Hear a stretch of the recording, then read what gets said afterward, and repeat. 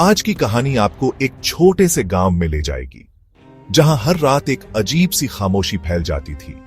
गांव के लोग कहते थे कि इस गांव में एक बड़ी पुरानी हवेली है, जहां एक महिला की आत्मा भटकती है।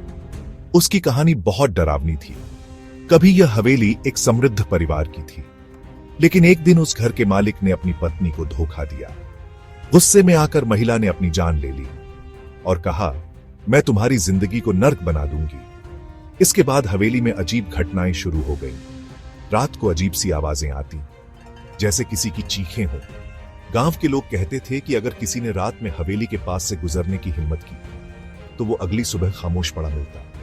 उसके शरीर पर जख्म होते और चेहरा डर से विकृत। कई लोग हवेली के बारे में पूछने आए, लेकिन कोई भी वापस नहीं लौटा।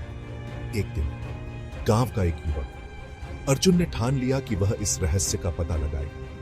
उसने रात को हवेली में जाने का निश्चय किया। जैसे ही वह हवेली के पास पहुंचा, उसे अचानक एक सर्द हवा का झोंका महसूस हुआ और अंदर से एक खौफनाक हंसी सुनाई दी। अर्जुन ने डर को नकारते हुए अंदर जाने का फैसला किया। जैसे ही वह मुख्य दरवाजे से अंदर घुसा, कमरे का माहौल बदल गया। दीवारों पर खून के धब्बे और फटी हुई तस्वीरें दिखाई दी। तभी उसे वह महिला दिखाई दी, जिसकी आंखें लाल थीं और वह चीखते हुए उसकी ओर बढ़ी।